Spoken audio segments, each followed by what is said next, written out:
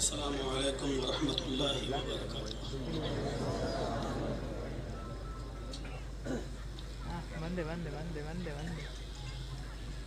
الحمد للہ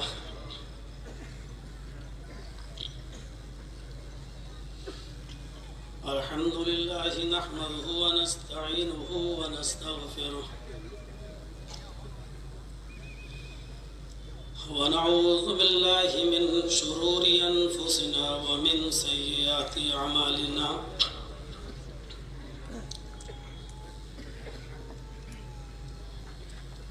من يهده الله فلا مضل له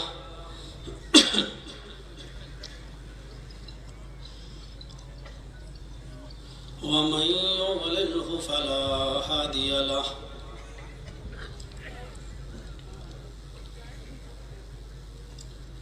وأشهد أن لا إله إلا الله وحده لا شريك له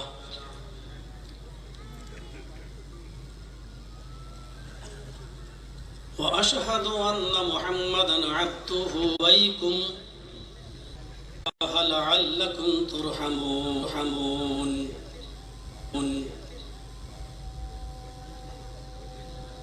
عقدة من لساني يفقهوا قولي۔ ضلع جمعیت اہل حدیث کے امیر محترم فضیلت الشیخ مولانا عبد الرحمن نالبند حفظہ اللہ،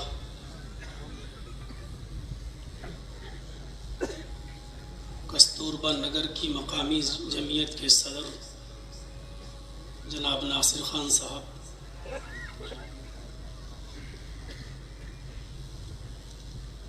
اور اسٹیج پر بیٹھے ہوئے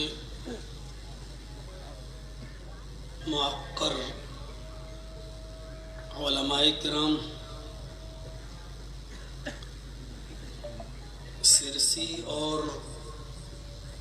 اس کے اطراف و اکناف سے تشریف لائے ہوئے محترم و معزز سامعین حضرات،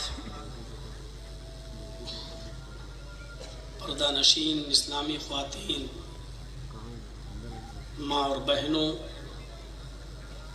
قوموں ملت کے لائق ور نوجوانوں، مستقبل کے ہونہار عزیز بچوں، سرسی کرناٹک کے اندر یہ میری پہلی آمد ہو رہی ہے۔ اس سے پہلے میں نے نام تو بہت سنا تھا، جمعیت اور جماعت کی کارکردگی کے حوالے سے بھی بہت کچھ سنا تھا، یہاں کے نوجوانوں کی ایکٹیویٹی بھی میں نے بہت سنی تھی۔ تقریباً 4-5 سال پہلے مجھے یہاں یا آپ کے اطراف میں کہیں دعوت بھی دی گئی تھی، مجھ سے کانٹیکٹ بھی ہوا تھا، میں نے منظوری بھی دی تھی، اور پھر اس کے بعد کچھ سمجھ میں نہیں آیا۔ کچھ لوگ بلا رہے تھے، کچھ لوگ منع کر رہے تھے۔ جو بلا رہے تھے وہ کہہ رہے تھے آؤ، اور ان سے بڑے عہدوں پر جو فائز تھے وہ کہہ رہے تھے کہ کس ذمہ دار نے بلایا، کون بلا رہا ہے، کون ذمہ داری لے رہا ہے، آپ کے پروگرام میں بھیڑ سنبھالی نہیں جائے گی۔ اور معاملہ جب دہلی تک پہنچا اور ہمارے پاس پھر دہلی سے فون آنا شروع ہو گئے کہ نہیں، جب تک کوئی حتمی طور پر ذمہ داری نہیں لے تب تک آپ نہیں جائیں۔ بہرحال وہ ایک دوسرا معاملہ تھا، اور یہ کہیے کہ میری قسمت میں اس وقت یہاں آنا لکھا ہوا نہیں تھا، میں نہیں آ سکا۔ اس مرتبہ بھی میں نے اپنے چھوٹا بھائی سمجھ لو، یہ عالمگیر صاحب جو کٹیار کے رہنے والے ہیں، یہ جب پڑھتے تھے دوران طالب علمی میں تبھی سے ان سے ہمارے تعلقات رہے۔ ہم نے ان کو اپنے اٹاوہ میں بلایا بھی تھا، انہوں نے کئی سال ہمارے اٹاوہ میں تراویح کی نماز بھی پڑھائی ہے۔ پتہ چلا کہ اس وقت سرسی ہیں تو ان سے تعلقات ہوئے، بات چیت چلی، انہوں نے بھی دعوت دی۔ میں ابھی کچھ ہی دن پہلے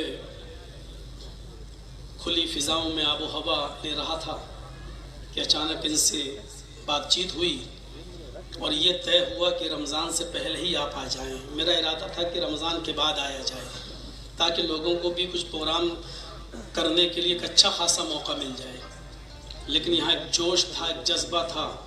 فوراً نانن فانن صدر محترم نے ٹکٹ بنایا ہبلی کا اور مجھے یہاں بلایا۔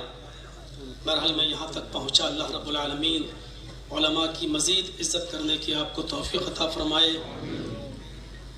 جذبہ دیکھا، شوق دیکھا آپ کا، اللہ رب العالمین اس دینی جذبے کو برقرار رکھے۔ بس اتنا ہی کہوں گا کہ اللہ رب العالمین آپ کو جلسے، جلوس، اجلاس، دینی کام کرنے کی نمائش سے زیادہ اخلاص سے لینے کی توفیق عطا فرمائے، اور آپ جو کام کر رہے ہیں اللہ رب العالمین اس کو قبول فرمائے۔ یقیناً دل خوش ہوا، آپ لوگوں کا جذبہ دیکھ کر دل باغ باغ ہوا۔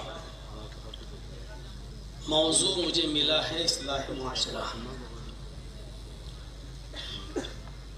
میں ایک چھوٹا سا طالب علم ہونے کی حیثیت سے خود یہ نہیں سمجھ پا رہا ہوں کہ اصلاح معاشرہ جیسے موضوع پر میں کہاں سے اس بات کو شروع کروں اور کہاں پر ختم کروں، کیونکہ یہ بہت وسیع موضوع ہے۔ معاشرے میں صرف ایک چیز نہیں ہوتی ہے کہ اس کو ہم آدھے گھنٹے، پون گھنٹے، 1 گھنٹے اور 1.5 گھنٹے کی تقریر میں سمیٹ کر ختم کر دیں۔ معاشرے کے اندر بہت سی چیزیں ہوتی ہیں۔ معاشرے کے اندر جھوٹ پنپتا ہے، معاشرے کے اندر غیبت بھی ہوتی ہے، معاشرے کے اندر جاسوسی بھی ہوتی ہے، معاشرے کے اندر حسد اور کینہ بھی ہوتا ہے، معاشرے کے اندر نماز سے دوری بھی ہوتی ہے، معاشرے کے اندر بے پردگی بھی ہوتی ہے، معاشرے کے اندر بچوں کی اچھی تربیت کا نہ ہونا بھی شامل ہے، معاشرے کے اندر والدین کی خدمت نہ کرنا بھی شامل ہے، معاشرے کے اندر جہیز کی بھرمار بھی آتی ہے، معاشرے کے اندر بیڑی، سگریٹ، تمباکو اور شراب نوشی جیسی برائی بھی پائی جاتی ہے۔ اور یہ ساری چیزیں خود ایک مستقل موضوع رکھتی ہیں۔ ہر ایک چیز کم سے کم 1 گھنٹہ چاہتی ہے۔ ہر ایک چیز ایک مستقل موضوع کی حیثیت رکھتی ہے۔ کہاں سے شروع کروں، کہاں سے ختم کروں، یہ چیز سمجھ میں نہیں آتی۔ کوشش کروں گا حتی الامکان آپ تک اپنی بات کو پہنچا سکوں، اس دعا کے ساتھ کہ اللہ تعالیٰ کہنے والے کو بھی اور سننے والوں کو بھی عمل کی پوری توفیق عطا فرمائے۔ معاشرے کے اندر سب سے بڑی جو برائی ہے ہماری وہ یہ ہے کہ ہم ایک دوسرے کے خلاف ہنگامہ آرائی کا شکار ہو جائیں اور ایک دوسرے کو ہم بری نظر سے دیکھیں۔ کاروبار میں کمپٹیشن کرنے لگے۔ ایک آدمی چائے کی دکان کھولے بیٹھا ہے، وہ اپنے بیوی اور بچے کی ہم نے دیکھا کہ یہ آدمی کی چائے کی دکان بہت اچھی چل رہی ہے، ہم دوسرا کام کرتے تھے لیکن کم سے کم ہمیں فائدہ نہ ہو لیکن اس کی دکان بھی نہیں چلنی چاہیے، ہم نے اسی کے بغل میں ایک دوسری دکان کھول لی، وہ بھی چائے کی۔ یہ ہے کمپٹیشن، اور یہ تبھی ہوتا ہے جب ہم کسی کو بھائی کی نظر سے نہ دیکھیں۔ اس لیے قرآن کریم کی اسی سورت، قرآن کریم کی اسی آیت کو میں نے خطبہ مسنونہ کے بعد پڑھا ہے، انما المؤمنون اخوہ، سارے مومن آپس میں بھائی بھائی ہیں۔ پہلے تو اس بات کو اپنے ذہن سے صاف کر لیجئے کہ قرآن نے صرف مومنوں کو بھائی کہا ہے، غیروں کو بھائی نہیں کہا ہے، یہ غلط فہمی ہوگی، کیونکہ ہم اتنے شارٹ ٹائم میں ساری باتیں نہیں بتا سکتے، اس لیے ذہن میں یہ بات نہیں آنی چاہیے کہ غیر مسلموں کو بھائی نہیں کہا، بھائی کہا ہے۔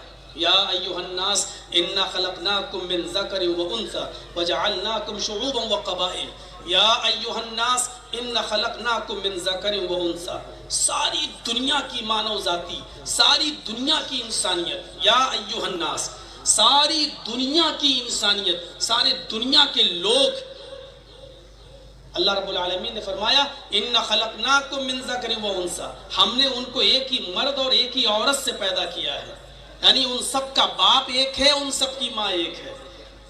اور یہ کیا کہا؟ ساری دنیا کے لوگوں کو کہا ہے، یا ایھا الناس، ہے ساری دنیا کی مانو ذاتی، ہے وشو کی مانو ذاتی، ہے سمپورن جگت کی مانو ذاتی، ہے ساری دنیا کے لوگوں، اِنَّا خَلَقْنَاكُم مِّن ذَكَرٍ وَأُنثىٰ، ہم نے تم کو ایک ہی مرد اور ایک ہی عورت سے، ایک ہی پرش اور ایک ہی استری سے جنمائے، تم سب کا باپ ایک ہے، تم سب کی ماں ایک ہے۔ جب ہمارا باپ ایک ہے، ہماری ماں ایک ہے، تو ہم سب آپس میں بھائی بھائی ہوئے۔ یہاں مومنوں کو ہم مخاطب اس لیے کر رہے ہیں کیونکہ جو کلمہ پڑھ کر اور اللہ رب العالمین کی اس کتاب، اس قانون کو جو فالو کرنے لگا جو اس نے نازل کی ہے، تو اس سے ہماری انسیت کچھ زیادہ ہی ہو جائے گی۔ میرے پڑوس میں ایک چھوٹا سا بچہ رہتا ہے، کسی دوسرے کا پڑوسی کا بچہ ہے، وہ بیمار ہو گیا، کینسر کا مریض ہے، محبت ہمیں اس سے بھی ہے، لیکن ہم وہی کر سکتے ہیں جتنا ہمارے اندر طاقت ہے۔ ہاسپٹل میں ایڈمٹ ہے، ہم اس کو دیکھنے چلے جائیں گے، اس کو بلڈ دینے کی ضرورت پڑے گی، ہم ایک بوٹل بلڈ دے دیں گے۔ اب آپ ادھر دیکھیے گا، یہ اپنا کام کریں گے، اگر آپ نے یہاں کر دیکھنا چھوڑ دیا تو پھر پوری تقریر کا دار و مدار یہی تمہید پر ہے، یہ نکل گئی ذہن سے تو پوری تقریر آپ کی سمجھ میں نہیں آئے گی، اور آپ سمجھو گے کہ مولانا نے کہہ دیا ہے پیاز کھانا حرام ہے، جبکہ میں بولا پیاز کھانا حرام ہے، تو سمجھ میں کچھ اور آئے گی آپ کے۔ یہ ضروری ہو تو کریے، نہیں تو کوئی ٹھیک ہے ایک بات کر لیجیے، کیمرہ ہے۔ تو میرے بھائیوں اس بات کو غور سے سنیے گا، تو پڑوسی کا اگر بچہ بیمار ہو گیا تو ہم اتنا ہی کریں گے اس کے لیے جتنا ہم کر سکتے ہیں، بلڈ کی ضرورت ہوگی بلڈ دے دیں گے، تھوڑا وقت دے دیں گے، دیکھنے چلے جائیں گے، اس کو پیسوں کی ضرورت ہوگی تو ہم 2 4 5 10 ہزار روپے سے اس کی مدد کر دیں گے۔ لیکن اس کی جگہ پر اگر ہمارا اپنا بیٹا ہو تو ہم آفس بھی چھوڑ دیں گے، کاروبار بھی چھوڑ دیں گے، یہاں تک کہ ہمارے بیٹے کے آپریشن کے لیے اگر پیسہ نہیں اور بیوی کے زیور ہیں تو ہم سونے اور چاندی کے بیوی کے زیور تک بھی بیچ ڈالیں گے، لیکن میں اپنے بیٹے کو وقت بھی دوں گا، ٹائم بھی دوں گا، ہاسپٹل میں رہوں گا بھی، زمین و جائیداد بیچ کر بھی اس کا علاج کراؤں گا، کیونکہ وہ ہمارا اپنا خون ہے۔ تو اسلام نے غیروں کو بھی اپنا بھائی کہا ہے، لیکن یہاں مومنوں کو کہا انما المؤمنون اخوہ، ساری دنیا کے مومن آپس میں ایک دوسرے کے بھائی ہیں۔ اور پھر ایک ذمہ داری سوسائٹی اور سماج کے اوپر ڈال دی، فَأَصْلِحُوا بَيْنَ أَخَوَيْكُمْ، جب ان بھائی کے درمیان، دو بھائیوں کے درمیان تضاد ہو جائے، جھگڑا ہو جائے، کسی بھی بات کو لے کر آپس میں تنازع پیدا ہو جائے، ایک دوسرے سے بات چیت کرنا چھوڑ دے، ایک دوسرے کی شادی بیاہ میں جانا چھوڑ دے، ایک دوسرے کی شکل دیکھنا چھوڑ دے، تو یہ پھر پوری سوسائٹی کی اور پوری قوم کی اور پورے محلے کی ذمہ داری بن جاتی ہے، پورے سماج کی ذمہ داری بن جاتی ہے۔ اسی کو قرآن کہہ رہا فَأَصْلِحُوا بَيْنَ أَخَوَيْكُمْ، کہ جب تم دیکھو تمہارے دو بھائیوں میں آپس میں تنازع اختلاف ہے تو قوم کے لوگوں کو چاہیے، سماج کے سربردہ لوگوں کو چاہیے کہ ان دونوں کے درمیان صلح کرا دیں، ان دونوں کے درمیان آپس میں میل ملاپ کرا دیں، ان دونوں کو زیادہ دن تک ایک دوسرے سے دور نہ رکھیں۔ اور اس کے بعد فرمایا وَاتَّقُوا اللَّهَ، ہر حال میں اللہ سے ڈرتے رہنا۔ جب تم ان دونوں کو آپس میں ایک کرو تو ظلم نہیں ہونا چاہیے، ایک کو بہت زیادہ دبا دو اور ایک کو بہت زیادہ شرمندہ کر دو اور ایک کو بہت زیادہ عزت دے دو۔ سمجھوتا کمپرومائز اس طریقے سے نہیں ہونا چاہیے. ایک کو اپنی رشتہ داری کی وجہ سے آپ اس کا زیادہ فیور کر دیں اور دوسرے کو اس لیے کہ وہ غریب آپ اس کا زیادہ فیور نہ کر پائیں حالانکہ وہی حق پر ہے. تو ایسا نہیں ہونا چاہیے. ہر حال میں اللہ سے ڈرنا. واتقوا اللہ، جب ان دونوں کو آپس میں ایک کرو، ان دونوں کو ملاؤ تو ملاتے وقت بھی اللہ سے ڈرتے رہنا. تمہیں ایک دن اپنے رب کے سامنے جواب دینا ہوگا، اپنے رب کے سامنے تمہیں حاضر ہونا ہوگا. واتقوا اللہ لعلکم ترحمون، ہر حال میں اللہ سے ڈرتے رہنا تاکہ تمہارے اوپر رحم کیا جائے. تم یہاں رحم کرو گے تو تمہارے اوپر بھی رحم کیا جائے گا. فاصلحوا بین اخویکم، تھوڑی سی دیر میں اور تھوڑے سے سفر میں دیکھیے کیسی محبت ہو جاتی ہے لوگوں سے. خود ہمارے ساتھ بھی ایسا معاملہ ہوا. کبھی دلی ایک صاحب داڑھی والے دکھ گئے، السلام علیکم. وعلیکم السلام. بیٹھے. گاڑی تھوڑی علی گڑھ سے آگے بڑھی. صاحب آپ کا نام یہ، آپ کا نام یہ. تھوڑی دیر کے بعد اچھا کہاں جا رہے ہیں؟ کلکتہ جا رہے ہیں. صاحب آپ کہاں؟ میں بھی کلکتہ جا رہا ہوں. ماشاء اللہ ماشاء اللہ. تھوڑی اور ٹرین آگے بڑھی. اچھا کلکتہ میں کہاں جا رہے ہیں؟ صاحب مٹیا بروج جا رہے ہیں. ارے میں بھی وہیں کا رہنے والا ہوں، میں بھی وہیں جا رہا ہوں. محبت تھوڑی سی اور آگے بڑھی. اب کے درمیان اب معاملہ اتنا کلوز ہو گیا کہ کسی بھی اسٹیشن پر گاڑی رکتی ہے، وہ اسٹیشن پر اترتا ہے، پلیٹ فارم پر جاتا ہے تو اس کے سامان کی دیکھ ریکھ ہم کرتے ہیں. جب ہم اترتے ہیں تو ہمارے سامان کی دیکھ ریکھ وہ کرنے لگتا ہے. رات میں جب میری آنکھ کھلتی ہے تو اپنا سامان، اپنا لگیج دیکھتے ہیں، ساتھ میں اس کا بھی دیکھ لیتے ہیں کہ میرے بھائی کے لگیج کو کسی نے ہاتھ تو نہیں لگایا. اس کی آنکھ کھلتی ہے تو وہ ہمارے لگیج کو بھی دیکھ لیتا ہے. تھوڑے سے سفر میں 24 گھنٹے کے اتنی محبت، اتنی انسیت ہو جاتی ہے. ہم معاشرے میں جس سماج اور سوسائٹی میں رہ رہے ہیں، زندگی کے اس سفر میں ہماری اور آپ کی محبت ایک دوسرے کے ساتھ کتنی زیادہ ہونی چاہیے. ہمارا اٹھنا بیٹھنا، لیٹنا سونا جاگنا، کھانا پینا، پھر ہمارے بھائی کے ساتھ کیسا ہونا چاہیے. یہ ہر انسان کو اس پر غور کرنا چاہیے کہ 24 گھنٹے کے سفر میں ہم اس کے سامان کی حفاظت کرنے والے بن جاتے ہیں، وہ ہمارے سامان کی حفاظت کرنے والا بن جاتا ہے. اگر اسی ٹرین کی اسی بوگی میں کوئی ہمیں کچھ کہہ دیتا ہے تو وہ میرے حق میں بولنا شروع کر دیتا ہے. اس کو کوئی کچھ، میں اس کے حق میں بولنا شروع کر دیتا ہوں. تو زندگی کے اور معاشرے کے، سماج کے اس زندگی میں جب ہم ایک لمبی زندگی رہ رہے ہیں، 70 سال 80 سال، تو ہمارا رہن سہن آپس میں کیسا ہونا چاہیے.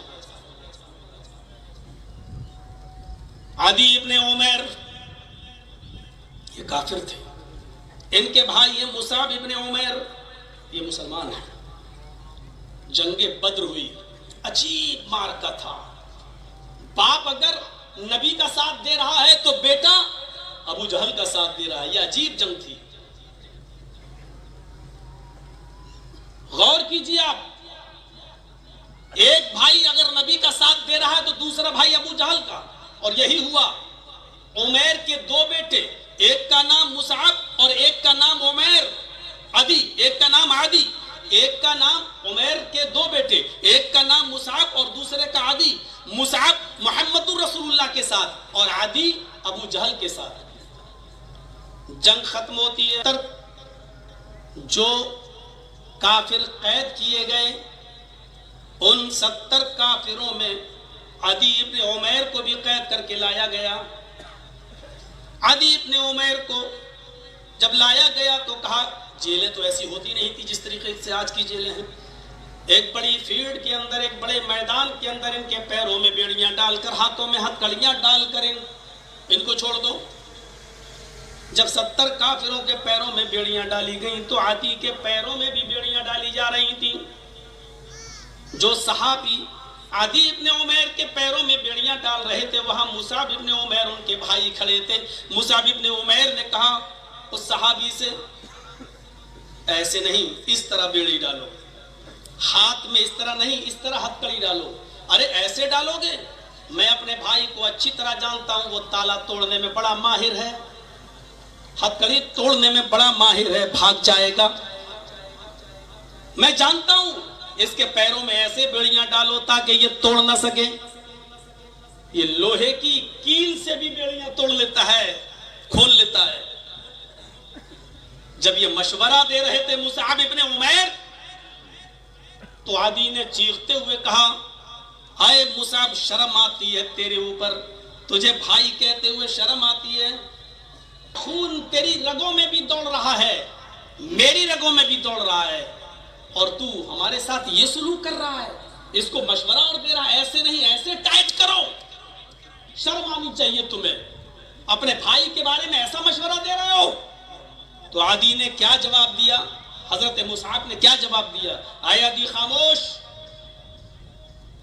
یہ سچ ہے کہ تیری رگوں میں عمیر کا خون ہے، یہ بھی سچ ہے کہ میری رگوں میں بھی عمیر کا خون ہے، یہ سچ ہے کہ تیری ماں بھی وہی میری ماں بھی وہی، تیرا باپ بھی وہی میرا باپ بھی وہی، سچ نہیں ہے کہ تو میرا بھائی۔ اے عدی، میرا بھائی وہ ہے جو تیرے پیروں میں بیڑیاں ڈال رہا ہے، اس لیے کہ میرے اس بھائی نے کلمہ پڑھا ہے، اشہد ان لا الہ الا اللہ و اشہد ان محمدن عبدہ و رسولہ۔ یہ کلمہ تو نے نہیں پڑھا، اس کلمے کی بنیاد پر وہ خونی رشتے سے زیادہ اہمیت رکھتا ہے میری نظر میں۔ اپنے سگے بھائی کو یہ جواب ہم تلاش کریں اپنی سوسائٹی میں اور اپنے سماج میں، ہم اپنے کلمہ گو بھائیوں کے ساتھ کس طریقے سے رہ رہے ہیں۔ البدایہ والنہایہ پڑھیے حافظ ابن کثیر کی، دو صحابی کی دکانیں آپس پاس پاس قریب قریب، ایک دکان یہ ایک دکان یہ، دونوں کپڑوں کی،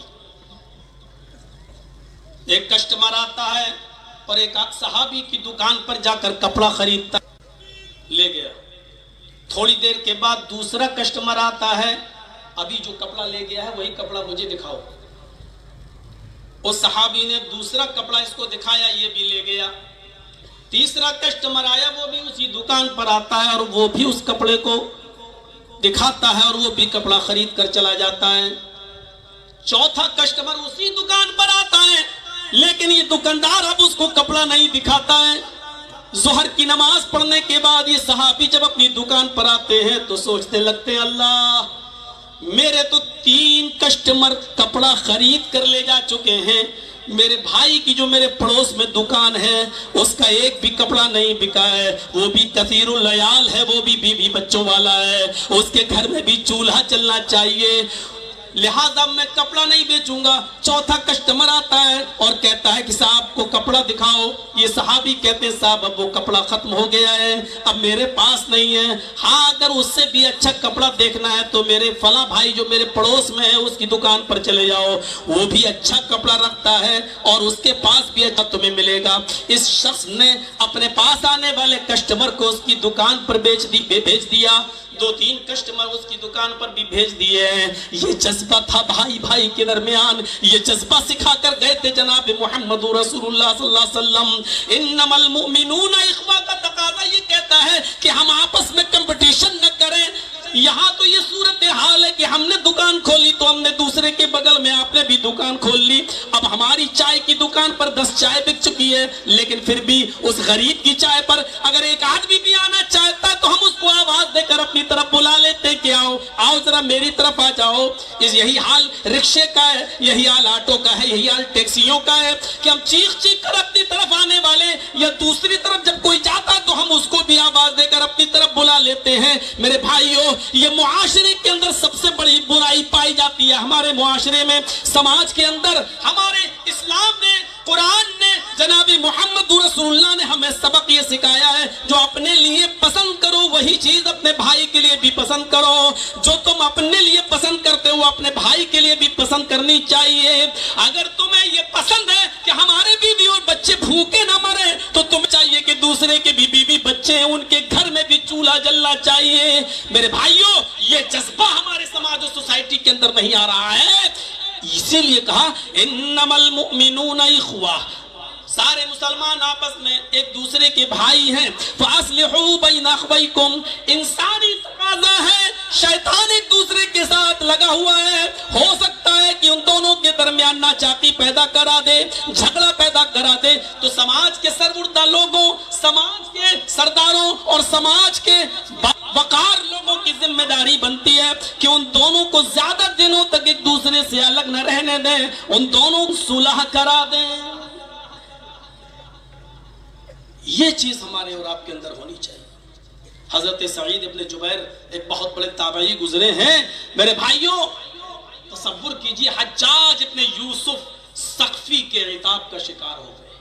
وہ حجاج جو بڑا ظالم بادشاہ گزرا ہے، اس نے اعلان کر دیا کہ سعید ابن جبیر کو پکڑو اور جہاں ملے ان کو زندہ پکڑ کر میرے سامنے لایا جائے، کیونکہ میں ان کو اپنی آنکھوں کے سامنے قتل کرانا چاہتا ہوں۔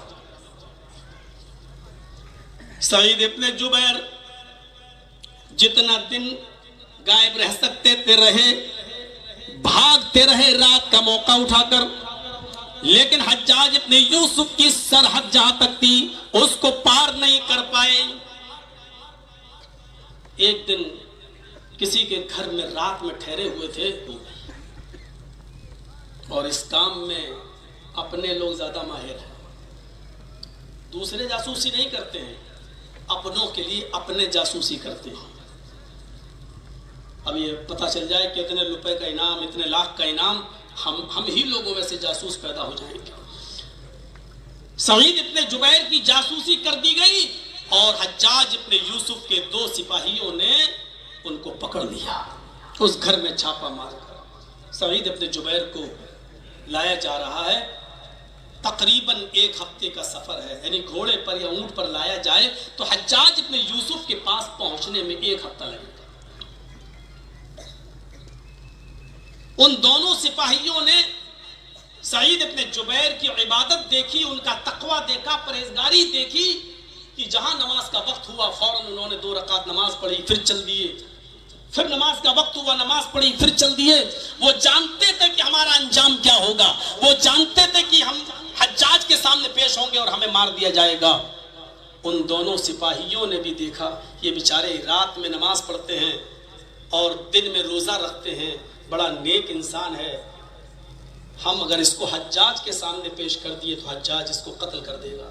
ان دونوں سپاہیوں نے آپس میں سوچا کہ اس کے خون کا الزام میرے اوپر کیوں آئے، بیچارہ دیندار ہے، متقی ہے، تہجد گزار ہے، روزدار ہے، نیک ہے، کیوں نہ چپکے سے ہم اس کو واپس کر دیں اور چھوڑ دیں اور حجاج سے جا کر کہہ دیں گے کہ ہمیں سعید ابن جبیر ملے ہی نہیں، ہم نے بہت ڈھونڈا، اس بیچارے کا خون کیوں ہو، بیوی بچوں والا آدمی ہے، کم سے کم رات کی تاریکی کا فائدہ اٹھا کر ملک کی سرحد کو چھوڑ کر کسی ملک میں چلا جائے۔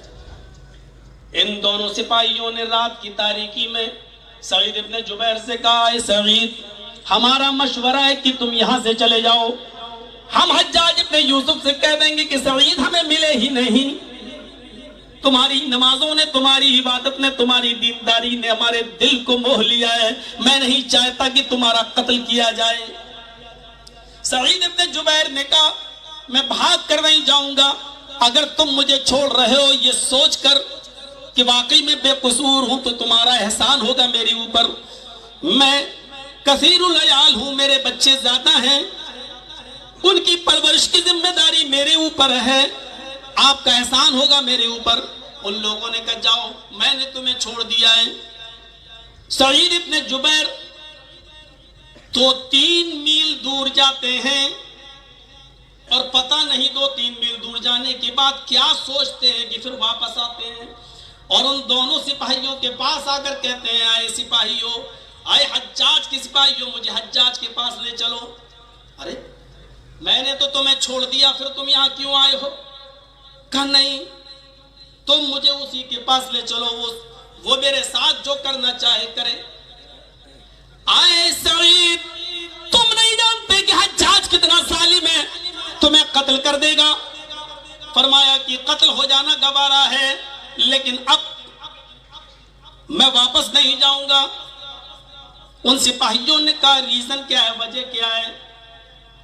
تو سعید ابن جبیر نے جو ریزن بتایا، آئے سرسی کرناٹک والوں غور سے سنو، اصلاح معاشرے کا یہ ایک اہم عنصر ہے جو میں آپ کے سامنے پیش کر رہا ہوں، یہ چیز آپ اپنے اندر پیدا کر لیجئے، سمجھ لیجئے، جلسہ کامیاب، آپ اپنے بہت بڑے مقصد میں کامیاب ہو گئے۔ حضرت سعید جواب دیتے ہیں، آئے سپاہیوں، کوئی جاسوس ہے جو میری جاسوسی کر رہا ہے، جس کے گھر میں چھپا تھا، اس نے جب تمہیں جاسوسی کر دی اور تم نے مجھے اس گھر سے پکڑ لیا، اس جاسوس کو یہ بھی معلوم ہوگا کہ تم مجھے حجاج کے پاس لے کر جا رہے ہو اور تم دونوں نے مجھے گرفتار بھی کیا ہے۔ اب تم حجاج سے جا کر یہ کہو گے کہ مجھے سعید ملے ہی نہیں، وہ جاسوس حجاج کو بتا دے گا کہ ان دونوں سپاہیوں نے اس کو پکڑا تھا، سعید کو لے کر چلے بھی تھے، 1-2 دن کا سفر بھی کیا تھا، اور جب حجاج کو یہ پتہ چلے گا کہ تم دونوں نے مجھے چھوڑ دیا ہے تو میری جان تو بچ جائے گی، لیکن میری جگہ پر تم دونوں کو قتل کر دیا جائے گا۔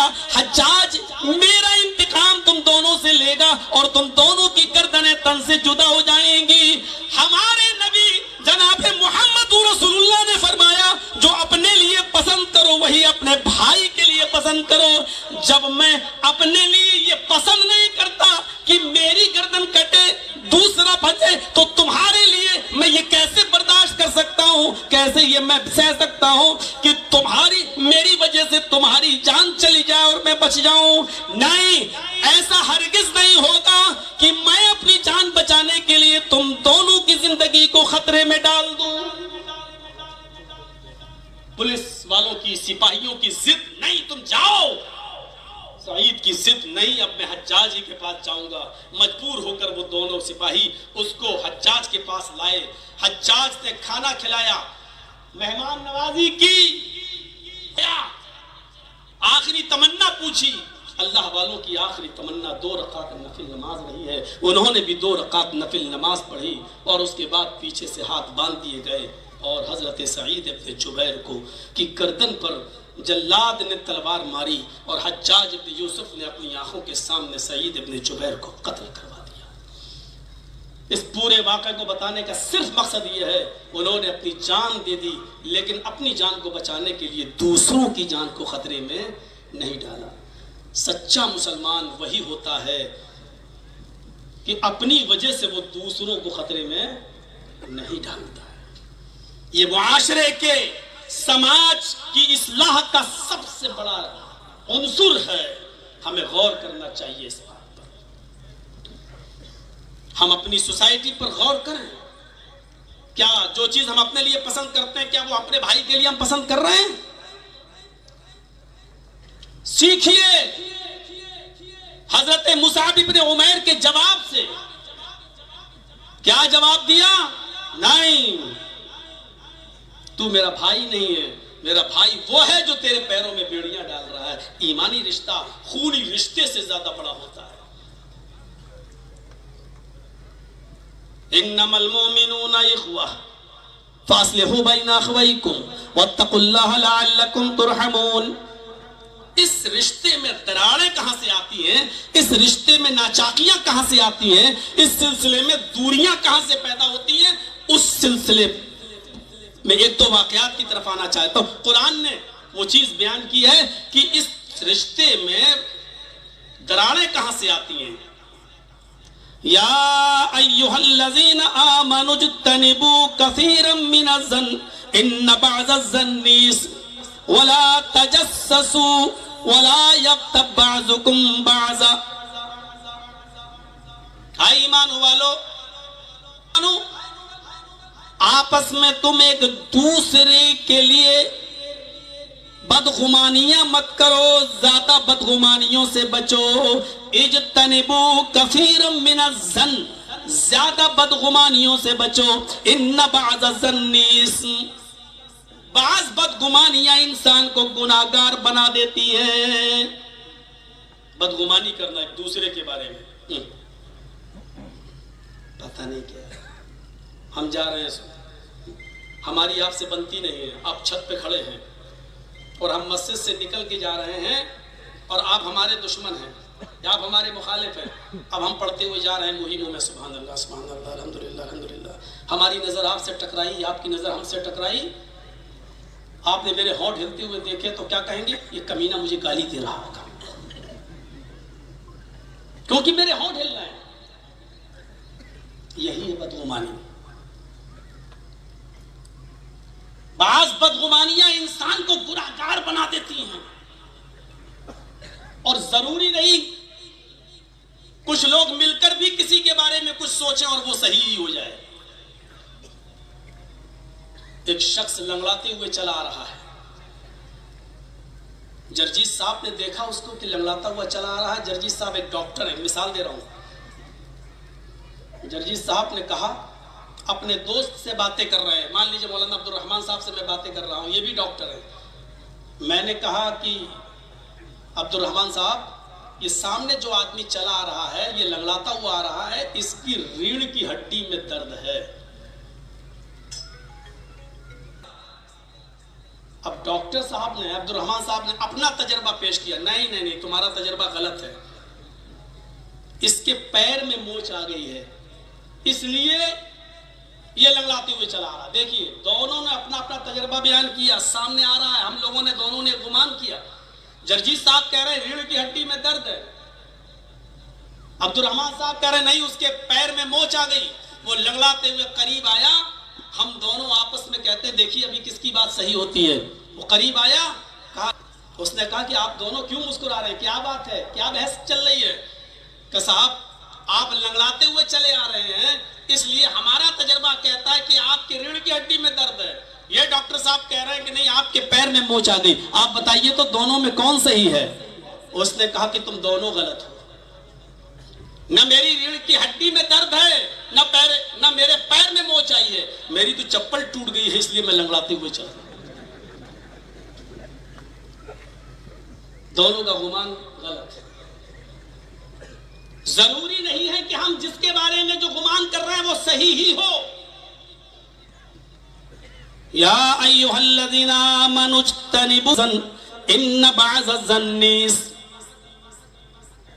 اے ایمان والو، اے مسلمانوں، آپس میں ایک دوسرے کے بارے میں زیادہ گمان مت کیا کرو. ان بعض الظن، اس بعض بدگمانیاں انسان کو گناہگار بنا دیتی ہیں.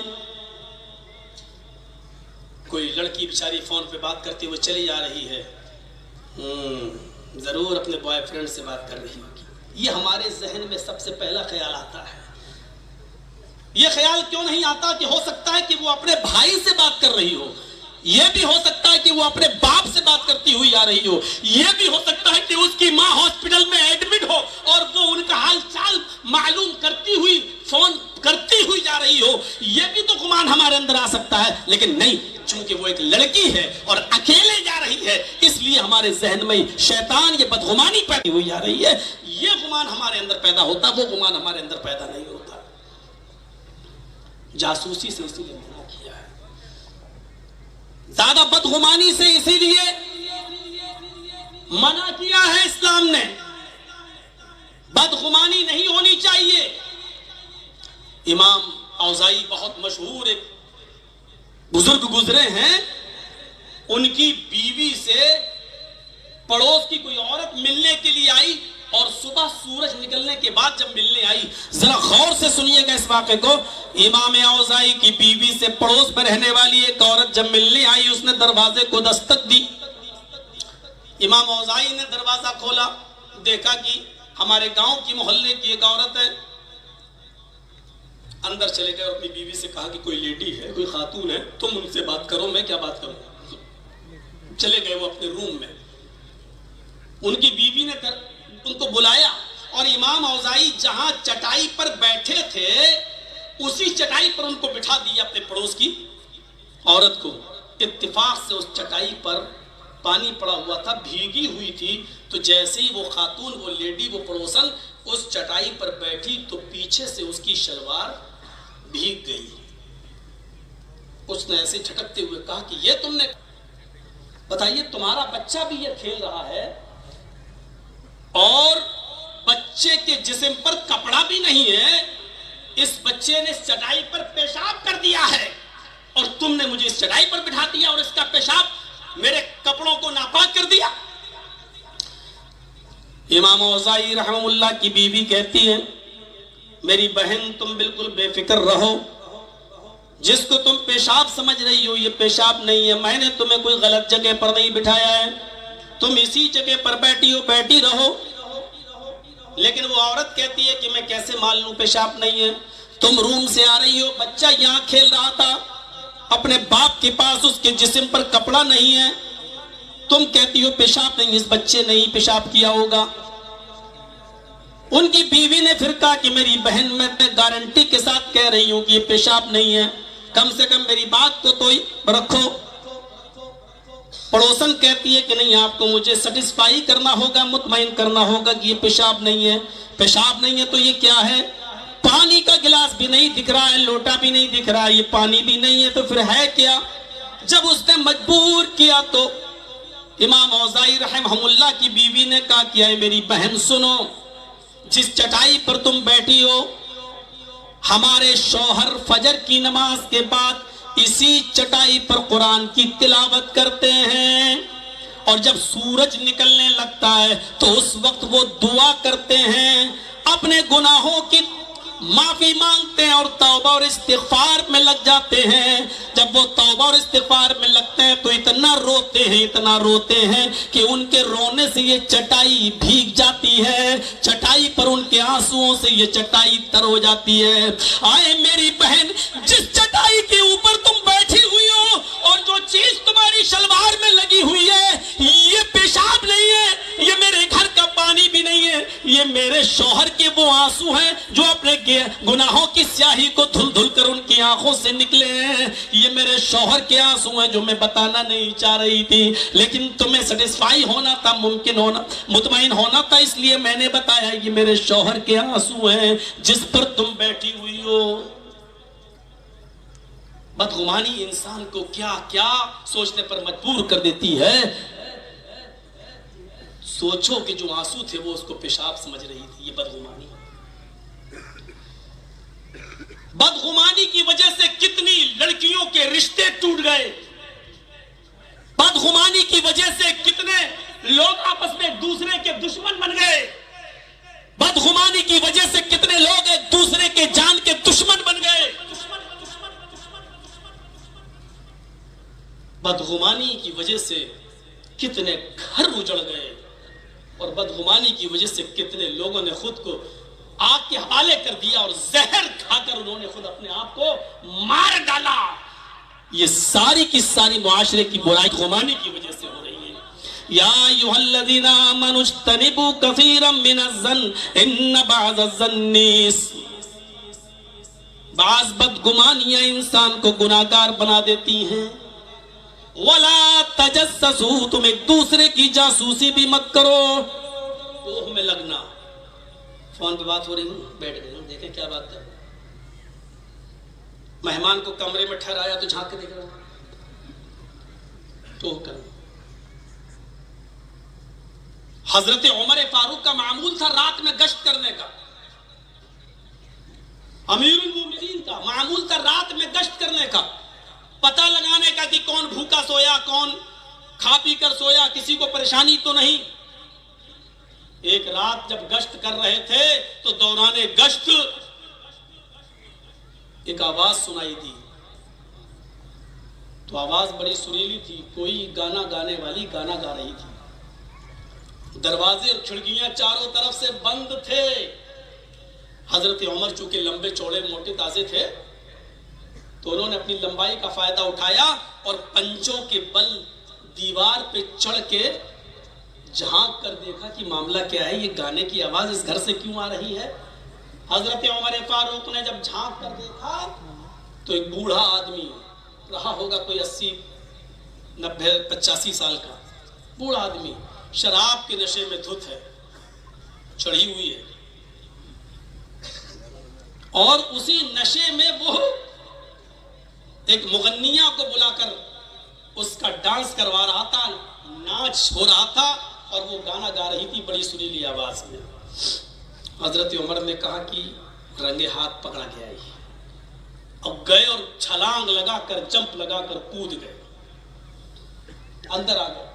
علامہ شبلی نے الفاروق کے اندر اس واقعے کو نقل کیا ہے، جب کود گئے چھلانگ لگا کر اس گھر میں، کہا ہے بوڑھے بہت دھوکہ دیا تو نے، آج میں نے تجھے رنگے ہاتھ پکڑ لیا ہے، اب تو انکار نہیں کر سکتا ہے، میں نے تجھے رنگے ہاتھ پکڑا ہے، چل اب۔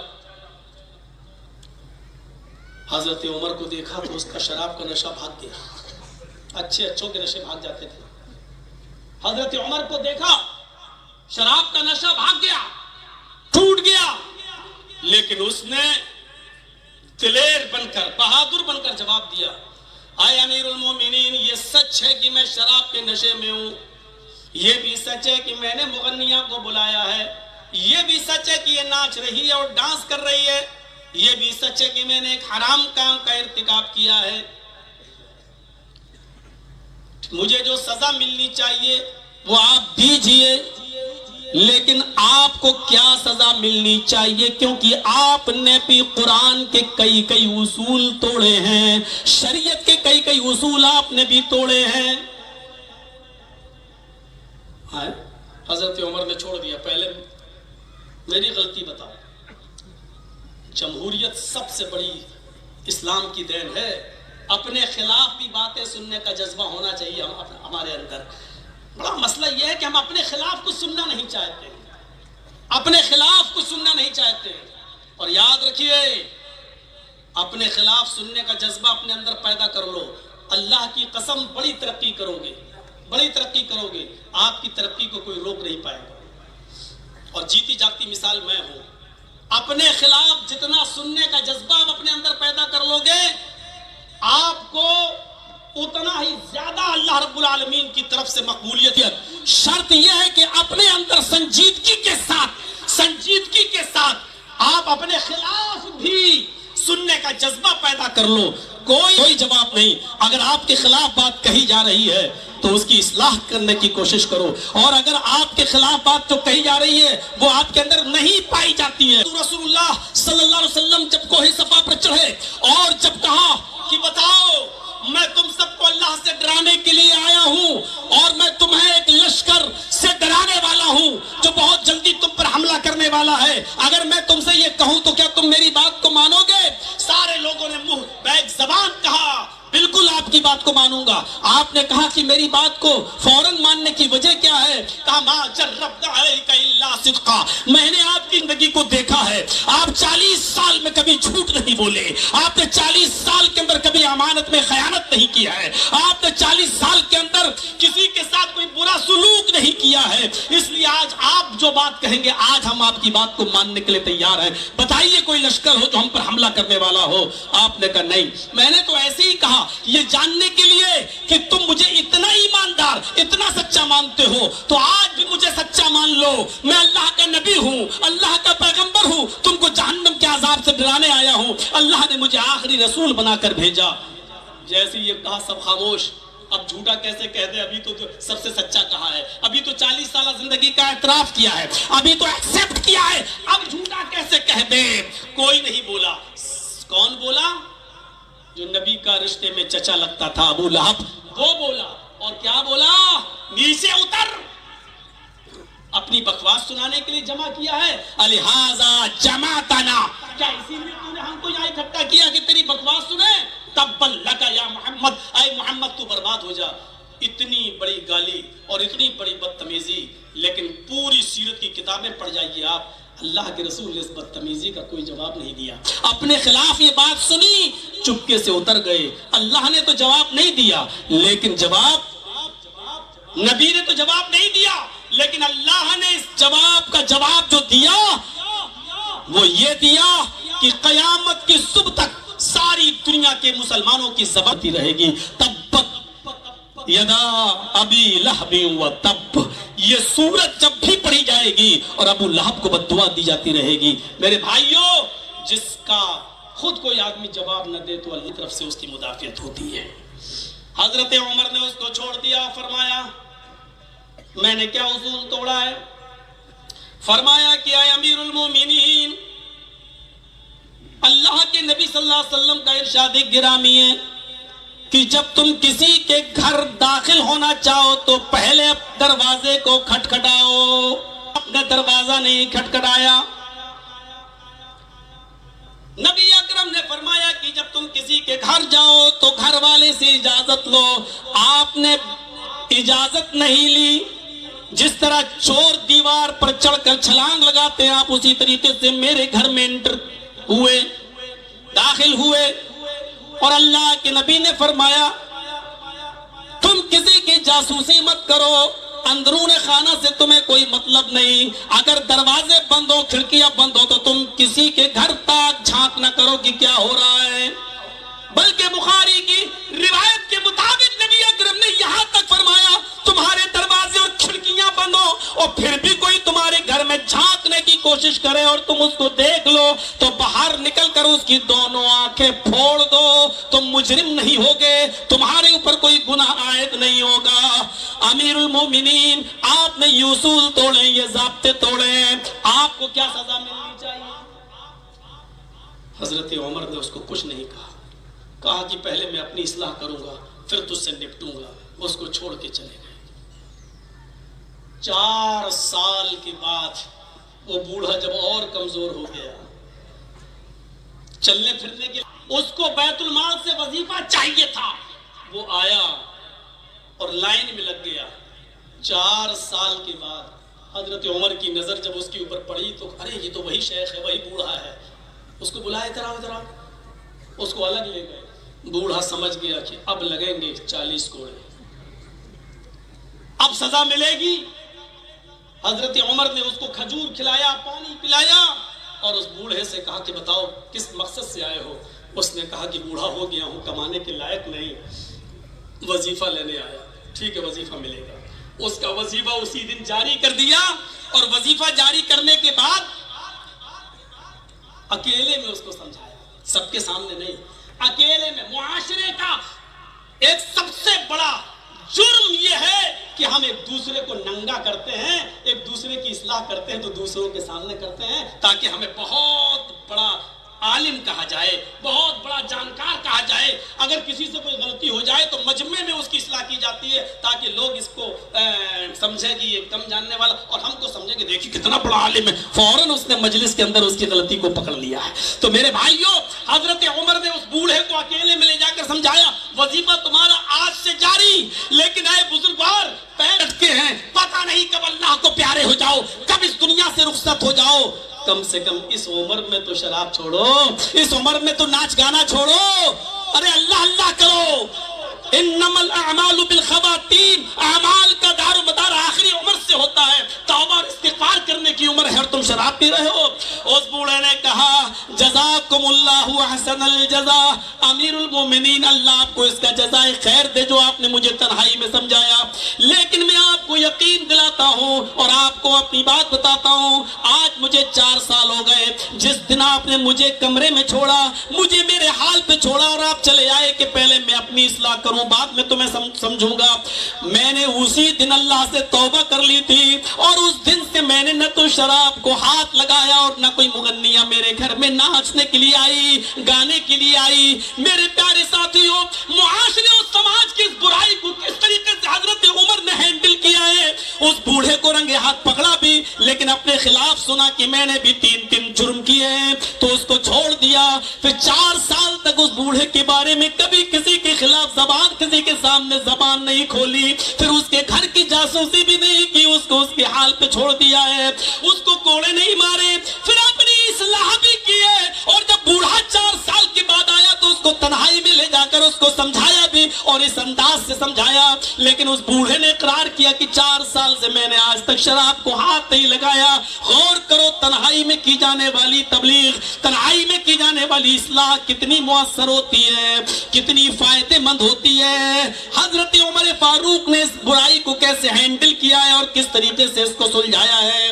ہمارے معاشرے اور سماج کے اندر یہ جاسوسی ایک عام چیز ہو چکی ہے. ایک دوسرے کی ٹوہ لینا, ایک دوسرے کے واٹس ایپ کو چیک کرنا, اور پھر اگر کسی نے کسی سے گفتگو کی ہے تو اس کو عام کرنا, اس کو ظاہر کرنا اور اس کو لوگوں کے بیچ میں بتانا کہ یہ عالم دیکھو کتنا بدتمیز ہے, یہ مولوی دیکھو کتنا, یہ تو نماز پڑھانے کے لائق نہیں ہے, مدرسے میں رکھنے کے لائق نہیں ہے. آج اس برائی نے جنم لے لیا ہے. یہ معاشرے کے اندر ایک گمبھیر سمسیا بنی ہوئی ہے, اس کو روکنا چاہیے. حضرت امیر معاویہ مشہور صحابی، ان کی بیوی مہمان نوازی کو پسند نہیں کرتی تھی، ان کی بیوی مہمان نوازی پسند نہیں کرتی تھی. جب مہمان آ جائیں وہ دیکھو آگے 4 آگے 6 ہوتا ہے، فطری چیز ہے. بہت سی عورتیں بیچاری 20 آ جائیں 30 آ جائیں فخر کرتی ہے کہ اپنی قسمت کا کھا رہے ہیں. 3 بجے سے اٹھ جاتی ہے رات میں، 4 بجے سے اٹھ جاتی ہے. ابھی رمضان میں دیکھیے کہ علماء بیچارے سفیر کی حیثیت سے چندہ کرنے جائیں گے، عورتیں 2 بجے رات میں 1 بجے اٹھ کر ان کی سحری کا انتظام کریں گے. کچھ ہوتی. اب میں بھی ایک جگہ گیا، نام نہیں لوں گا، 3-4 مولانا ایک ہی جگہ رکے تھے، اندر سے آواز آ رہی تھی کتنے دن رہیں گے؟ اچھا 4 دن تک میں میکے نہ جاؤں؟ ارے ان کو کسی ہوٹل میں ٹھہرا دیتے، کہیں اور دیکھ لیتے. ہم چاروں نے صلاح کی کہ چلو یار اس کو پتہ بھی نہیں ہونا چاہیے، اور ہم لوگ نکل گئے. کہا نہیں جی صاحب ایسا ہے کہ ہم لوگ تھوڑا سا سیفٹی چاہتے ہیں، آپ کے ہاں اندر لیٹرین باتھ روم ہے، بے پردگی بھی ہوتی ہے، آپ کی بیوی ڈسٹرب ہوتی ہے، ہم لوگ کسی دوسری جگہ چلے جاتے ہیں. اچھے انداز میں سمجھا کے وہاں سے نکل گئے. ایسا بھی ہوتا ہے 3-4 برداشت نہیں کر پاتے. امیر معاویہ کی گھر ایک مہمان آ گئے، انہوں نے ایک روم دے دیا ان کو. ان کی بیوی کہتی کتنے دن رہیں گے؟ امیر معاویہ نے کہا بھی آنے کو دیر نہیں ہوئی، کتنے دن رہیں گے؟ 3 دن تو ویسے ہی اس کا حق ہے، پھر دیکھا جائے گا. آپ تو کچھ سمجھتے ہی نہیں. کہ نہیں وہ میرا مہمان ہے، کھانے پینے کا انتظام کرو. رات ہوئی، عشاء کی نماز پڑھنے کے بعد پانی میں لوٹا جو ہوتا ہے بندنا جس کو بولتے ہیں، پانی اس میں بھر کر امیر معاویہ نے رکھ دیا. شاید تہجد پڑھتا ہوگا تو وضو بنا کے نماز پڑھ لے گا، اور فجر میں نماز مسجد میں جانا ہی ہے، باہر سے راستہ تھا آنے جانے کا. آدھی رات جب گزر گئی تب امیر معاویہ کی بیوی اٹھی کہ مہمان میں کوئی برائی ڈھونڈوں اور اپنے شوہر کو بتا کر اس کو گھر سے نکلواؤں. تو وہ ان کے روم تک گئی اور دروازے پر گیٹ پر کان لگا کر سننے لگی. وہ گانا گا رہا تھا اور بڑا الٹا سیدھا گانا گا رہا تھا، واہیات گانا. امیر معاویہ کی بیوی جلدی سے آتی کہ دے اٹھو اپنے شوہر سے، اٹھو کیا ادھر تو آؤ، کیا کان لگاؤ. گانا گا رہا ہے. اپنی بیوی کا ہاتھ پکڑ کے کھینچ کے لائے. یہ کیا سنانے لگی تم مجھے؟ کیسے مہمان کو تم نے اپنے گھر میں جگہ دی ہے؟ امیر معاویہ نے ڈانٹا اپنی بیوی کو. تم گئی کیوں وہاں کان لگا کر سننے کے لیے؟ جب میں نے اس کا روم الگ کر دیا، اس نے دروازہ اندر سے لاک کر دیا ہے، اس کو میں نے وضو کے لیے پانی بھر کر رکھ دیا ہے، اس کا سب کچھ الگ کر دیا ہے، تو تمہیں کان لگا کر اس کے معاملے کو سننے کی کیا ضرورت تھی؟ تمہیں معلوم نہیں کہ اللہ کے رسول نے ٹوہ کرنے سے لگانے سے منع کیا ہے، جاسوسی سے منع کیا ہے؟ اس کے اندرون خانہ سے تمہیں کیا مطلب؟ وہ اندر کیا کر رہا تھا؟ تم نے اس کی جاسوسی کیونکہ حرام ہے، ناجائز ہے، غلط ہے. خوب ڈانٹا ان کو. بیوی نے کہا ہاں غلطی اس کی، ڈانٹ رہے مجھے، ٹھیک ہے رہنے دو، کرنے دو اس کو گناہ پہ گناہ، ہم کو کیا مطلب. سو گئے. امیر معاویہ بار بار دیکھنے لگے سوئی کہ نہیں سوئی، اور جب کھراٹے لینے لگی، جنریٹر چلنے لگا ناک کا، جب ہو گیا تب امیر معاویہ اٹھے کہ چلے اکیلے میں اس آدمی کو سمجھاؤں کہ یہ کام غلط ہے. اپنی بیوی کے سامنے بھی سمجھانا گوارا نہیں. غور کرو تک اصلاح کیسی. گئے دروازے، سوچنے لگے کہ پھر کان لگا کر سن لوں، اگر کچھ گا رہا ہوگا تو دروازہ کھٹکھٹاؤں گا، اور اگر سو گیا ہوگا تو نیند میں ڈسٹرب کیوں کروں، صبح فجر کے بعد سمجھاؤں گا اسے. تو کان لگایا تو کیا سنتے ہیں؟ اب وہ قرآن کی تلاوت کر رہا ہے. اب وہ قرآن کی تلاوت کر رہا ہے اور بڑی اچھی آواز میں، بڑی خوبصورت آواز میں قرآن کی تلاوت کر رہا ہے. امیر معاویہ کہتے ہیں ابھی گانا گا رہا تھا اور اب تلاوت کر رہا ہے. گئے اپنی بیوی کے پاس، اٹھ اٹھ، دیکھیے چکرائے اور ہاتھ لگے گا تو ادھر جائے گا. ابھی بھی وہی جوش ہے میرے اندر، یہ مت سمجھو. ارے 6 مہینے سسرال میں تھے تو کیا ہوا، کوئی فرق نہیں پڑتا، جوش ابھی ہے. تو امیر معاویہ نے کہا اٹھ اٹھ اٹھ، وہ بڑبڑا گیا کیا ہے ادھر آ، کیا سن کیا سنوں؟ ابھی تو کہہ رہے جاسوسی کرنا حرام یہ وہ، اور اب کہہ رہے سن، ارے سن تو،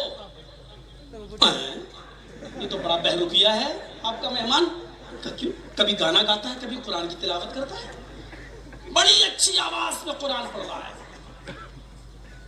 امیر معاویہ کی بیوی نے کہا کہ آپ تو جاسوسی کرنے کو حرام بتا رہے ہیں اور پھر آپ نے جاسوسی کی اور پھر مجھے بھی دکھا رہے ہیں کہ سنو۔ امیر معاویہ نے کہا جاسوسی حرام ہے، میں اس کو سمجھانے کے لیے جا رہا تھا لیکن اب نہیں گیا، میں نے سوچا کہ دیکھیں جاگ رہا ہے یا سو رہا ہے، میں نے کان لگا کر سنا تو قرآن کی تلاوت کر رہا ہے، میں نے تمہیں اس لیے اٹھایا کہ دیکھو اس کا یہ چہرہ بھی دیکھ لو، یہ شکل بھی دیکھ لو، اس کا یہ منظر بھی دیکھ لو۔ کہا تم نے جاسوسی کیوں کی؟ کہا میری بیوی جاسوسی میں نے بھی کی اور جاسوسی تم نے بھی کی، فرق اتنا ہے کہ تم نے مجھے میرے بھائی کی برائی دکھلائی اور میں نے تمہیں اپنے بھائی کی خوبی دکھلائی، میں نے اپنے بھائی کی اچھائی دکھلائی۔ اچھائیوں کو ظاہر کیا کرو، برائیوں پر پردہ ڈالا کرو، اللہ کے مایا کسی کی عیب جوئی مت کیا کرو۔ اور صبح فجر کی نماز میں جب یہ دونوں مسجد میں ملے، امیر معاویہ نے فجر کی نماز کے بعد اس مہمان کو سمجھایا، یہ تمہارا دو رنگ میں نے دیکھا، کبھی گانا کبھی یہ کبھی وہ تلاوت۔ اس نے فرمایا امیر المومنین، میں امیر معاویہ سے کہا کہ میں بہت ٹینشن میں ہوں، بہت زیادہ پریشان ہوں، مجھے نیند نہیں آتی، راتوں میں سکون نہیں، میری راتوں کی نیند اڑ چکی ہے، مجھے اتنے ذہنی الجھن ہیں، اتنے ذہنی ٹینشن ہے، میں اتنا ڈپریشن کا شکار ہو چکا ہوں، جب میں کو ادھر ادھر لے جاتا ہوں لیکن مجھے سکون ادھر سے بھی نہیں ملتا ہے، پھر میں قرآن کی تلاوت کرنے بیٹھ جاتا ہوں، جب قرآن پڑھنے لگتا ہوں تو مجھے سکون مل جاتا ہے۔ امیر معاویہ نے فرمایا جب تمہیں ذہنی الجھنیں ہوا کریں، ٹینشن ہوا کرے، ڈپریشن ہوا کرے تو تم قرآن ہی پڑھ لیا کرو۔ تو میں نہیں معلوم، اللہ فرماتا ہے الا بذکر اللہ تطمئن القلوب، دلوں کو ذکر الہی سے، اللہ کے ذکر سے سکون ملتا ہے۔ تمہارے دلوں کو سکون دینے والی اگر کوئی چیز ہے تو وہ اللہ کا ذکر ہے، ذکر الہی سے ہی سکون ملے گا اور دوسری چیزوں سے سکون نہیں ملے گا۔ جاسوسی کتنا بڑا جرم ہے۔ قرآن نے بھائی بھائی کے درمیان جو چیزیں روڑا اٹکاتی ہیں ان میں پہلی چیز کیا ہے؟ بدگمانی، دوسری چیز کیا ہے؟ جاسوسی، اور تیسری چیز وَلَا يَغْتَبْ بَعْضُكُمْ بَعْضًا أَيُحِبُّ أَحَدُكُمْ أَن يَأْكُلَ لَحْمَ أَخِيهِ مَيْتًا فَكَرِهْتُمُوهُ، اور تم میں سے بعض کی غیبت نہ کرے، پیٹھ کے پیچھے اس کی برائی نہ کرے۔ کیا تم میں سے کوئی یہ پسند کرے گا کہ اپنے مردہ بھائی کا گوشت وہ نوچ نوچ کر کھائے؟ فَكَرِهْتُمُوهُ، تم اس کو ضرور ناپسند کرو گے، ضرور تم اس سے نفرت کرو گے۔ کوئی بھی اپنے بھائی کا گوشت نوچ نوچ کر نہیں کھا سکتا ہے۔ غیبت آج ہمارے معاشرے کے اندر عام ہو چکی ہے اور مردوں سے زیادہ عورتوں میں۔ اللہ بہتر جانے آپ کیا سکون ہے یا نہیں۔ اور جلسوں میں تو بڑی ایسا لگتا ہے جیسے عورتیں جلسہ سننے نہیں آئیں، مچھلیاں بیچنے آئیں۔ تیری ساڑی کتنے کی، تیری چپل کتنے کی، تیری چوڑی کتنے کی۔ مچھلی بازار لگتا ہے، شاپنگ ہال لگتا ہے وہ۔ بہرحال یہ زیادہ غیبتیں کرتی ہیں، یہ دوسرے کی برائیاں۔ وَلَا يَغْتَبْ بَعْضُكُمْ بَعْضًا، میں غیبت پر بہت لمبے چوڑے لیکچر نہیں دوں گا، زیادہ واقعات نہیں سناؤں گا، صرف حضرت عمر فاروق کے زمانے کا ایک واقعہ آپ کے سامنے رکھنا چاہتا ہوں، اسی سے آپ اندازہ لگا سکتے ہیں کہ غیبت کو حضرت عمر فاروق اپنی نظر میں کتنا چھوٹی سی، اس کے ساتھ اسلام لاتا ہے۔ اس بچی کی ماں کا انتقال ہو چکا تھا، اس بچی کی اچھی تربیت ہو، اس نے دوسری شادی نہیں کی تھی کہ دوسری شادی کروں گا اور دوسری بیوی اگر میرے گھر میں آئی تو میری بچی کو وہ اپنی بیٹی کی طرح سمجھی یا نہیں سمجھی۔ اس لیے اس بزرگ نے، اس شخص نے دوسری شادی نہیں کی، اپنی بچے کی تربیت کرتا رہا۔ 4-5 سال کی جب وہ بچی تھی اسی وقت وہ اسلام لایا، بچی بھی اسی کے ساتھ اسلام لائی۔ جب وہ بچی سن بلوغت کو پہنچی، 17-18 سال کی عمر کو پہنچی، نیک تھی، دیندار تھی، سب کچھ تھا، لیکن وہ اپنے فطری جوانی کے جوش کو کنٹرول نہ کر سکی اور باپ کی غیر موجودگی میں اپنے میں ایک لڑکے کے ساتھ ہو گیا. اس نوجوان لڑکے کے ساتھ زنا کیا تو زنا کے بعد گویا کہ اس کے پیروں کے نیچے سے زمین سرک گئی. اس کو بعد میں احساس ہوا کہ میں نے کتنا بڑا جرم کیا ہے, یہ کیا ہو گیا. وہ سوچتی رہی, اپنے باپ کو نہیں بتائی تو 4 دن ڈپریشن میں گئی. مصلی بچھاتی, نماز پڑھتی, توبہ استغفار کرتی, روتی. ایک دن اس نے سوچا کہ اب اس جسم کو اب زندہ رہنے کا حق نہیں. وہ کچن میں جاتی ہیں, چھری اٹھاتی ہے, وہ اپنے ہاتھ پہ مارتی ہے, اپنے بازو پہ مارتی ہے, اپنے پیر پہ مارتی ہے, اپنی ران پہ مارتی ہے, اپنے سینے پہ مارتی ہے.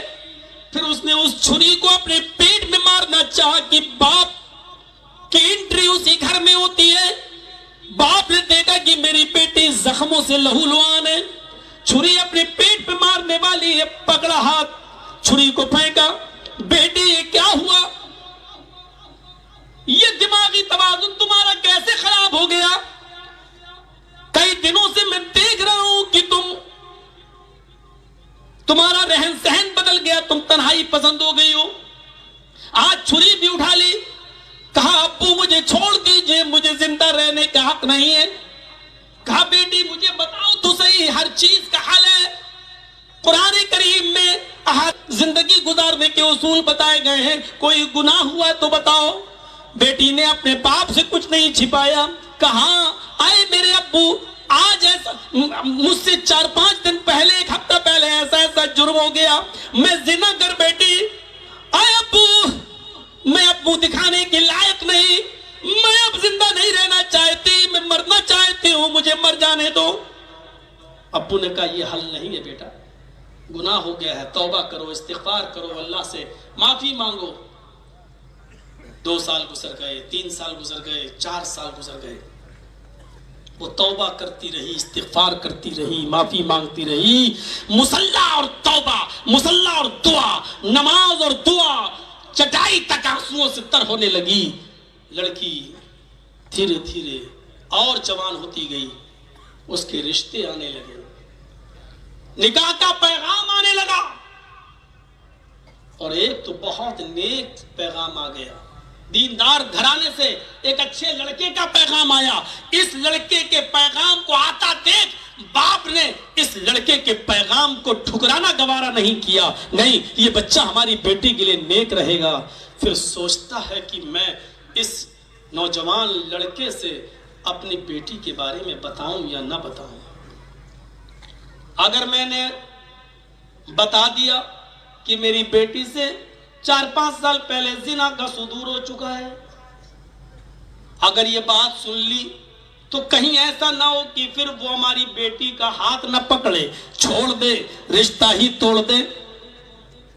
اور اگر میں نے نہیں بتایا اور بغیر بتائے چپکے سے اس لڑکے کا نکاح میں نے اپنی بیٹی سے کر دیا, تو قیامت کے دن اللہ کے یہاں مجھ سے باس پرس نہ ہو جائے, سوال جواب نہ ہو جائے کہ تو نے اپنی بیٹی کے بارے میں یہ عیب جانتا تھا, پھر اس لڑکے کو تو نے دھوکہ کیوں دیا ہے, اس کو صاف صاف کیوں نہیں بتایا کہ تیری بیٹی سے 1 مرتبہ زنا کا صدور بھی ہو چکا ہے. کنفیوز ہو گیا کہ میں اس لڑکے کو یہ بات بتاؤں یا نہ بتاؤں. وہ حضرت عمر فاروق کے پاس آتا ہے اور امیر المومنین سے کہتا ہے, آئے امیر المومنین, امیر المومنین مسئلہ پوچھنے آیا ہوں. کہا پوچھو. کہا ایسا معاملہ ہے, میری بیٹی میرے ساتھ اسلام لائی, 16-17 سال کی عمر کو پہنچی تو اس سے زنا کا صدور ہو گیا. اس دن سے آج تک وہ توبہ کرتی ہے, گڑ گڑاتی ہے, چھری سے اپنے آپ کو مارنا چاہتی تھی, میں نے پکڑ لیا ہے. امیر المومنین, اس دن سے میں نے اپنی بیٹی کو دیکھا سوائے چاہے نماز کے, مصلی کے اور توبہ استغفار کے, دعا کی, اور وہ کچھ نہیں کرتی. امیر المومنین اب کیا کرنا چاہیے؟ اب میں کیا کروں؟ میری بیٹی کا رشتہ آ رہا ہے, میں اس کو بتاؤں یا نہ بتاؤں؟ اگر بغیر بتائے کر دیتا ہوں تو قیامت کے دن بات پرس نہ ہو جائے، اور اگر بتا دیتا ہوں تو ڈرتا ہوں کہ وہ کر دیں۔ حضرت عمر فاروق نے اپنی کمر سے کوڑا نکالا اور پہلے 10 کوڑے اس کو مارے۔ اس نے کہا امیر المومنین، ایسے کون سا آدمی مسئلہ پوچھنے آپ کے پاس آئے گا؟ جو مسئلہ پوچھنے آئے گا اس کو بھی کوڑے آپ ماریں گے؟ کہا کہ میں نے یہ کوڑے اس لیے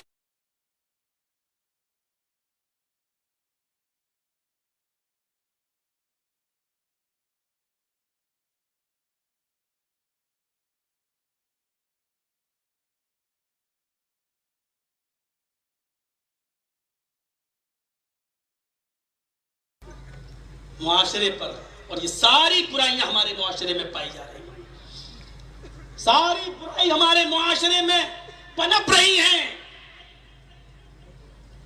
کہا کہ میں نے یہ کوڑے تجھے اس لیے مارے کہ جب تیرا اور تیری بیٹی کے درمیان یہ معاملہ تھا اور تیسرا کوئی ہوا تھا تو ایکس وائی زیڈ، کبھی آپ نے اپنی بیٹی سے پوچھا کہ رات کے 12 اور 1 بجے تک تم موبائل چلاتی ہو، یہ 12 اور 1 بجے تک موبائل چلانے کا معاملہ کیا ہے؟ نہیں پوچھ سکتے ہو۔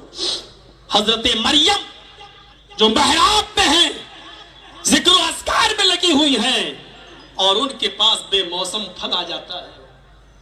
حضرت زکریا نے جب مریم کے پاس بے موسم پھل دیکھا تو حضرت مریم سے پوچھنے لگے انا لک ھذا، اے مریم سیب کا موسم نہیں ہے، سیب تیرے پاس کہاں سے آیا؟ لیچی کا موسم نہیں ہے، لیچی تیرے پاس کہاں سے آئی؟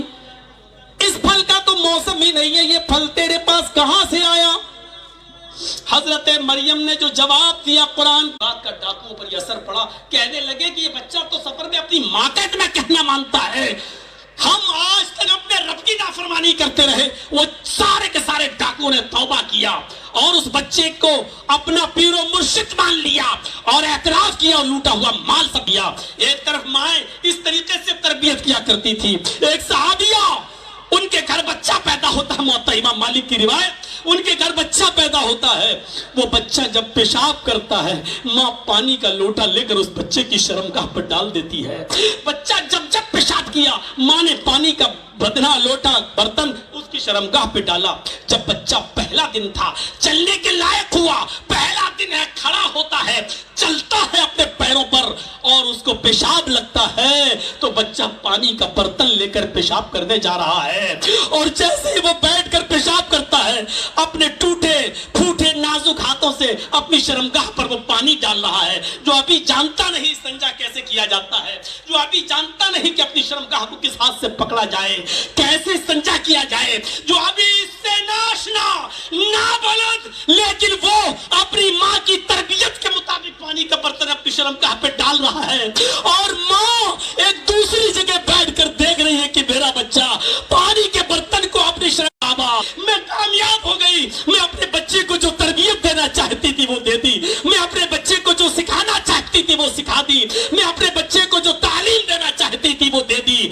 بڑی بڑی بدقسمت ہے وہ مائیں جن کے بچے پیو آج بھی پینٹ کی چین کھول کر اسٹیشنوں پر اور چوراہوں پر اور بس اسٹینڈ پر کھڑے ہو کر گدھے اور کتوں کی طرح پیشاب کرتے ہوئے نظر آ رہے ہیں۔ بڑی بدقسمت ہے وہ مائیں۔ یہ معاشرہ ہے، معاشرے کا موضوع آپ نے دیا تھا، میں نے خود نہیں، آپ نے دیا، تو یہ تلخ جملے سننا پڑیں گے اور اس کو برداشت کرنا پڑے گا آپ کو۔ میرے بھائیوں بڑی بدقسمت ہے، بچوں کو MBBS تو کرا لیا، MBA تو کرا لیا، اپنے بچوں کو انجینئر تو بنا لیا، لیکن ایک اچھا انسان نہیں بنا سکی، ایک اچھا بیٹا نہیں بنا سکی، ایک اچھی تربیت اپنے بیٹے کو نہیں دے سکی کہ مدرس لیپ از فرسٹ کالج فار چلڈرن، ماں کی گود یہ بچے کا پہلا مدرسہ ہوتا ہے۔ جو بچہ اپنے ماں کی گود سے تربیت حاصل نہیں کر سکا وہ بچہ کہیں بھی تربیت حاصل نہیں کر سکے، پر بھی کامیاب نہیں ہو سکے گا۔ ماں بچے کی پہلی درسگاہ ہوتی ہے، پہلی درسگاہ۔ اس کے اپوزٹ ذرا سلطان ڈاکو کا نام تو آپ نے سنا ہوگا، ہمارے علاقے کا تھا، وہ چمبل کی کھاٹیوں میں رہتا تھا، اٹاوا کی سرزمین پر جو مدھیہ پردیش اور یوپی کے بارڈر پر، اور ہمارے گھر سے صرف 12 کلومیٹر کی دوری پر چمبل گھاٹی، اور اس میں مشہور سلطان ڈاکو۔ اور جب وہ پکڑا گیا اور اس کو پھانسی کے پھندے پر لٹکایا جانے لگا تو اس سے پوچھا گیا کہ تیری آخری تمنا کیا ہے؟ اس بچے کو غلط تو ان کے ماں باپ بناتے ہیں، اچھا اچھا بنانا، صحیح بنانا یہ والدین کا کام ہے۔ میرے بھائیوں، اچھی تربیت ہونی چاہیے اولاد کی۔ اب اپنے بچوں کے آج ان کی شرارت اور ان کی بدماشیوں پر آنسو کیوں بہا رہے ہو؟ آپ نے کبھی اپنے بچوں کی تربیت کی ہے؟ اس صحابیہ کے واقعے کو میں کامیاب ہو گئی، اپنے بچے کو جو تربیت دینا چاہتی تھی وہ تربیت میں نے اپنے بچے کو دے دی، میں کامیاب ہو گئی۔ ہے آج ہم میں ایسے لوگ جو اس طریقے سے تربیت دیں؟ آج بھی 4 اور 5 سال کے بچوں کی پینٹ کی چین ان کی مائیں کھول کر کھڑے ہو کر پیشاب کرواتی ہیں۔ ذرا تصور کرو یہ بچہ آگے چل کر کیا کرے گا؟ میڈیکل سائنس بھی کہتی ہے کہ کھڑے ہو کر پیشاب کرنے سے مثانے کمزور ہو جاتے ہیں۔ میڈیکل سائنس بھی کہتی ہے کہ کیا کیا بیماریاں پیدا ہوتی ہیں۔ وہ الگ بات ہے کہ آپ کر سکتے ہیں کہ نہیں کر سکتے ہیں کھڑے ہو کر پیشاب، وہ ایک مسئلہ ہو جائے گا اور اس مسئلے کی طرف ہم نہیں جانا چاہتے۔